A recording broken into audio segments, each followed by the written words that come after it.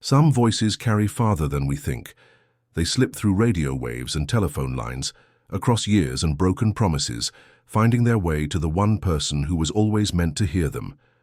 This is the story of a man who never stopped believing in the impossible distance between two hearts. Every February 14th, at exactly 11:47 p.m., the phone rings at WZPK 94.5, a small-town radio station that's been playing the same mix of classic rock and forgotten love songs since 1982. The DJ on duty, whoever it happens to be that year, picks up the receiver to hear the same quiet voice. Not hurried, not nervous, just steady, like someone who's made this call 1,000 times before. "I'd like to request The Way You Look Tonight," the voice says, the Sinatra version. And then, after the song fades into the static-filled silence of late-night radio, the voice returns one final time. That was for Clara. For 31 years, no one questioned it. DJs came and went. Equipment was upgraded, then downgraded when budgets tightened. The coffee machine broke and was never replaced, but the call always came through, dependable as February snow, predictable as heartbreak. If you've ever wondered what devotion sounds like when it's filtered through decades and telephone wires, it sounds exactly like this: quiet, unassuming, and completely unshakable. If this story moves you, if you've ever loved someone from a distance or wondered what happened to the person who got away, hit that like button. Because love stories like this one deserve to be shared, and your support helps us tell them. Part 1. The Present Moment. Tonight, it's Marcus behind the microphone at WZPK. He's 26, which makes him the youngest DJ the station has ever hired, and he's been dreading this particular Valentine's Day call for weeks. Not because he doesn't believe in love. Marcus has been planning to propose to his girlfriend Sarah come spring, but because there's something about that voice that makes him feel like he's eavesdropping on something sacred. The studio is smaller than most people's bedrooms, filled with equipment that should have been replaced in the Clinton administration. The walls are covered in faded concert posters and yellowing photographs of local bands that broke up before Marcus was born. The air smells like stale coffee and the particular mustiness that comes from decades of cigarette smoke, even though smoking has been banned in the building for 15 years. At 11:46, Marcus watches the red digital clock above the soundboard. The seconds tick by with mechanical precision: 11:46:47, 11:46:48, 11:46:49. He's just finished playing Purple Rain, and the fade-out leaves behind that familiar late-night radio silence. Not quite quiet, filled instead with the subtle hum of electronics and the distant whisper of the ventilation system. Outside, snow is beginning to fall, the kind of light, persistent snow that transforms small towns into Christmas card settings, even in the middle of February. The phone rings. Marcus lets it ring twice. He's learned this from the other DJs, though none of them ever explained why. Some traditions exist without reason, passed down through institutional memory like folklore. WZPK, you're on the air. "I'd like to request The Way You Look Tonight," comes the voice. It's exactly as the other DJs described. Not old, not young, but seasoned. Like someone who's learned to be careful with words because he knows how much they can hurt and how much they can heal. The Sinatra version, Marcus confirms, though he already has the track queued up. He's been preparing for this moment since October. "Yes, thank you." Marcus hits the button, and Frank Sinatra's voice fills the airwaves, smooth as aged whiskey, singing about love that transcends time and circumstance. The song is 3 minutes and 22 seconds long. Marcus knows this because he's timed it. He's also learned from careful observation of the call log that the mysterious caller will phone back exactly 30 seconds after the song ends. As Sinatra croons about the way someone looks tonight, Marcus finds himself wondering about Clara. He's spent months imagining her. Maybe she was a high school sweetheart who moved away for college. Maybe she was a young mother who died too soon. Maybe she was simply someone who said no, and this annual ritual is one man's way of keeping a door open that should have been closed decades ago. The song ends. Marcus counts. 1 Mississippi, 2 Mississippi, 3 Mississippi. At 30 seconds exactly, the phone rings again. WZPK. That was for Clara. The line goes dead. Marcus sits in the gentle glow of the studio's dim lighting, surrounded by the quiet aftermath of something he doesn't fully understand. He's just been part of a story that started before he was born, and he has no idea how it ends. If you're listening to this and thinking about someone you haven't spoken to in years, someone whose name you still whisper to empty rooms, you're not alone. Love stories like this remind us that some connections never really end. They just change frequency. Consider subscribing to hear more stories about the love that refuses to let go. Part 2. The Backstory. Clara Hutchinson first walked into Morley's Diner on a Tuesday afternoon in September 1992, carrying a guitar case and wearing a sundress the color of late summer corn. She had just turned 22, and she was running away from a wedding she couldn't go through with, though she wouldn't tell anyone that story for years. David Morley was 24, recently back from 2 years at the State University, helping his father run the diner that had been serving coffee and comfort food to the people of Millfield since 1967. He was wiping down tables when she walked in, and later he would swear that the afternoon light seemed to follow her through the door, settling around her like a blessing. "Coffee, please," she said, sliding into the booth by the window, "and maybe some pie, if it's good." "It's the best pie in 3 counties, David replied, which was true, though he wouldn't have cared if it tasted like cardboard. He was already memorizing the way she tucked her dark hair behind her ear, the way her fingers drummed silently on the table as if she was hearing music no one else could detect. She stayed for 3 hours that first day, nursing 2 cups of coffee and a slice of his mother's apple pie, writing in a notebook with pages that looked like they'd been filled and erased and filled again. When she finally gathered her things to leave, David found the courage to ask her name. "Clara," she said, and the way she said it made it sound like a song. She came back the next day, and the day after that. By the end of the week, David had learned that she was staying at Mrs. Patterson's boarding house, that she played guitar at open mic nights in 3 different towns, and that she wrote songs about places she'd never been and people she'd never met. "Why do you write about things you don't know?" he asked her one evening as she packed up her guitar after playing for the handful of customers who remained after dinner. "Because," she said, latching the case with practiced efficiency, "sometimes you have to imagine a life before you can live it."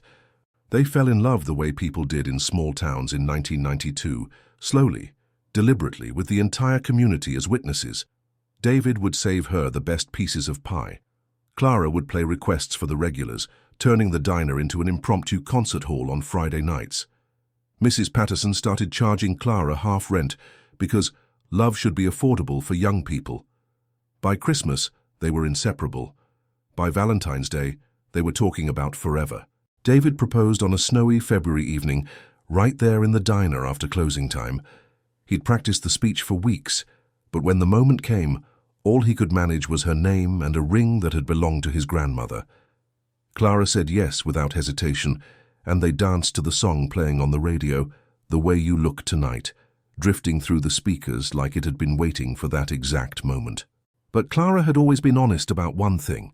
She was a songwriter, and songwriters were meant to chase melodies wherever they led.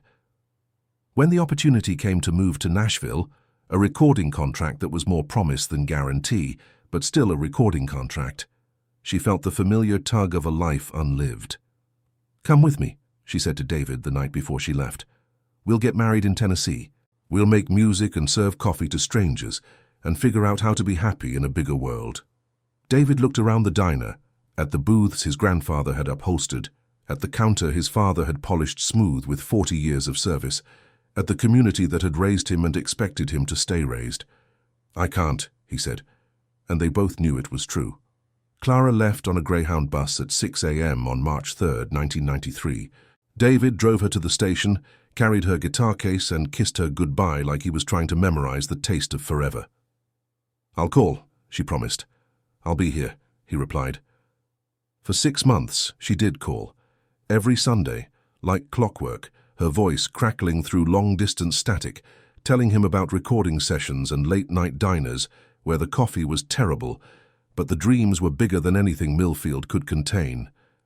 The calls came less frequently after that. Christmas cards became postcards. Postcards became silence. But David remembered what she'd said about imagining a life before you could live it. So every Valentine's Day, he imagined a world where she might be listening.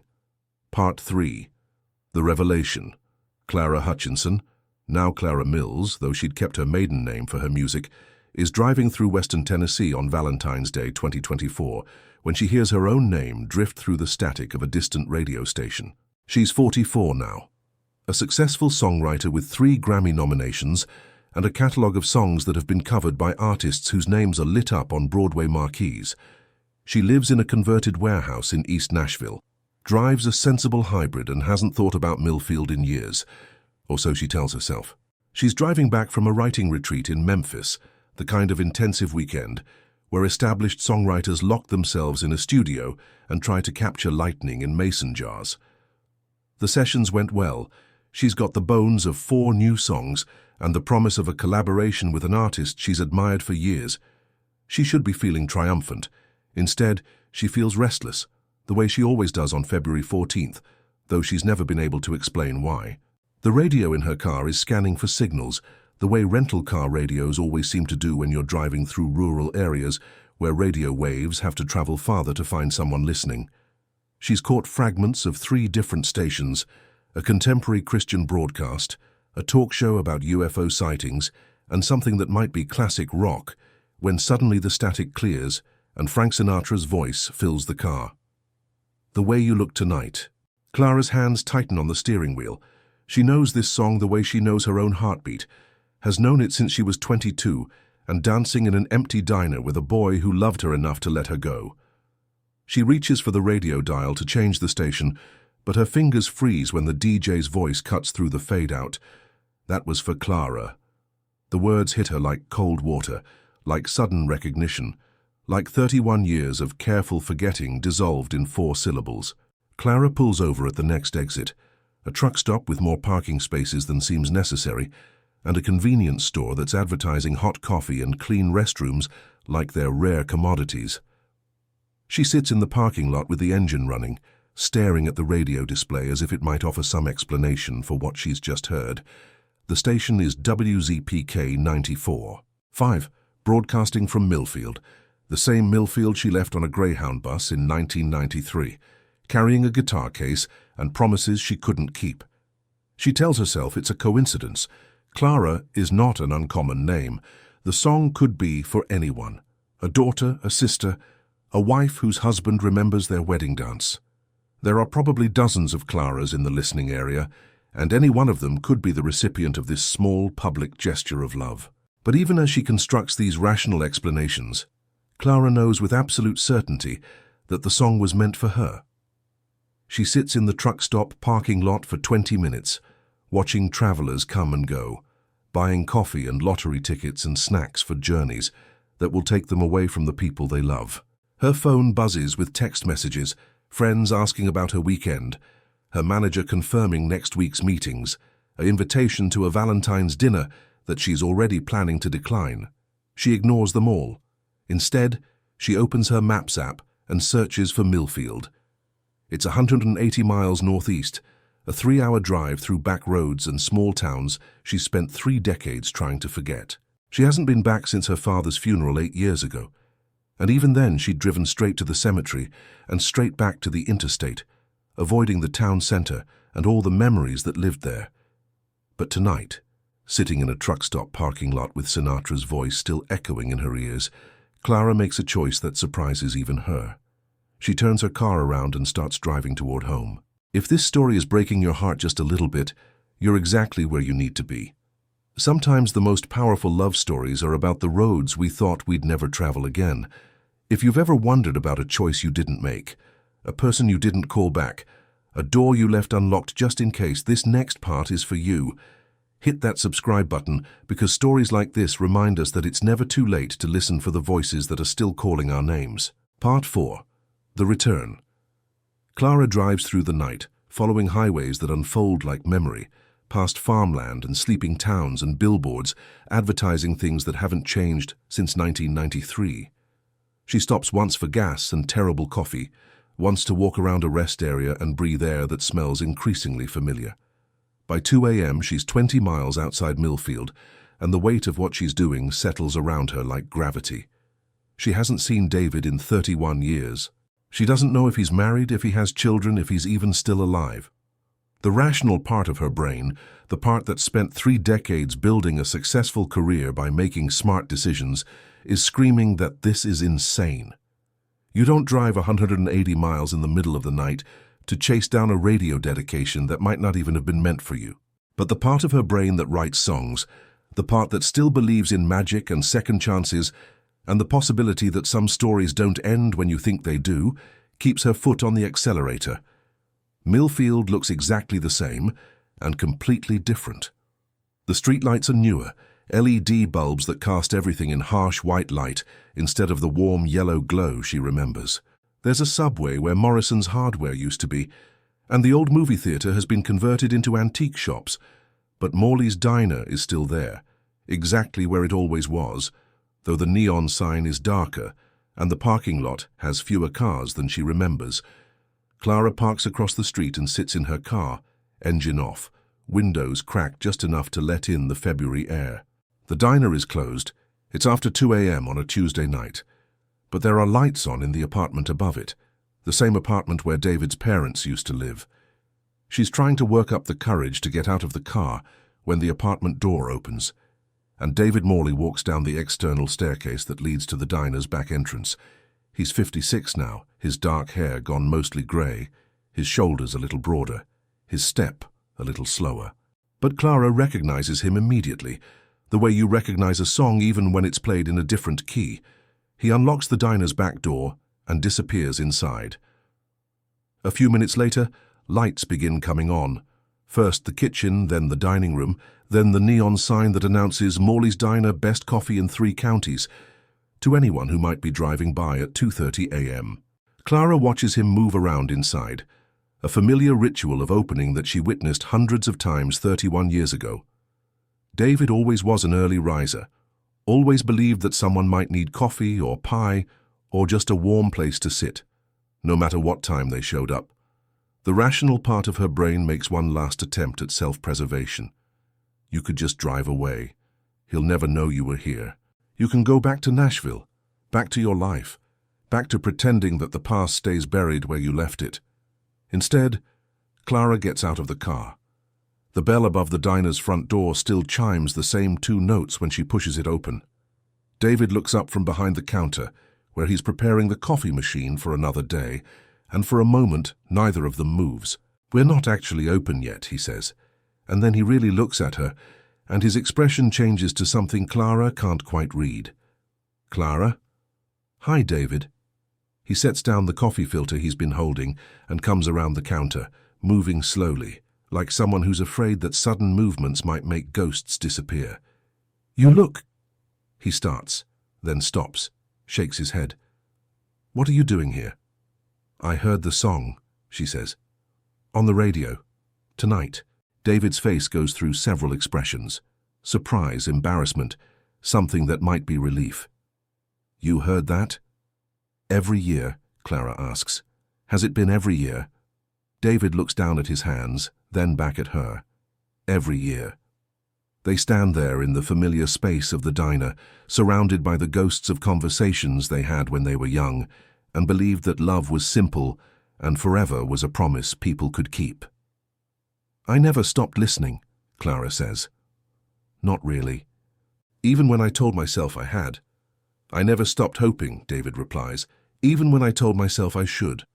Clara looks around the diner, at the booth where she used to sit and write songs, at the counter where David used to save her the best pieces of pie, at the corner where she used to play guitar for anyone who wanted to listen. "Are you—" she starts, then realizes she doesn't know how to finish the question. "Are you happy? Are you married? Are you sorry I came back? Are you glad?" "I never married," David says, answering the question she didn't ask. "Came close a few times, but—" He shrugs. "I guess I was waiting for something." "Or someone," Clara says. "Or someone."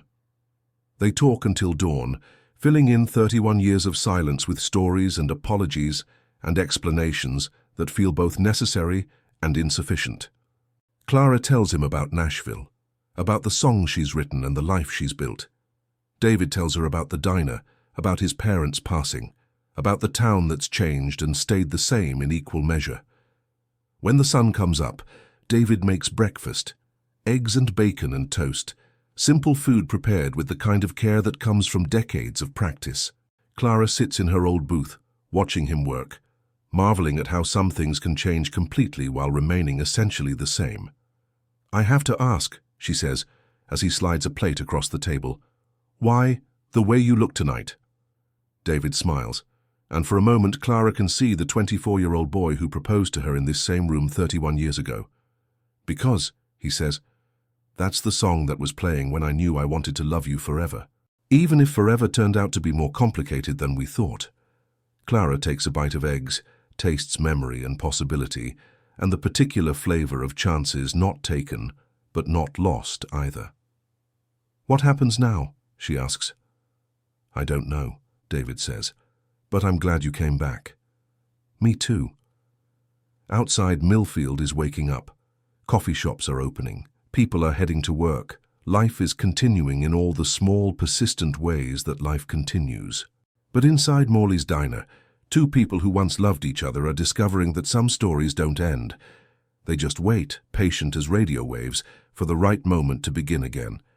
If you've ever wondered whether it's possible to go home again, whether love can survive decades of silence, whether the songs we play in empty rooms might somehow find their way to the people who need to hear them, this story is your answer. Sometimes the most beautiful love stories aren't about people who never let go. They're about people who loved each other enough to let go, and then loved each other enough to find their way back. Sometimes a voice on the radio is more than just a voice.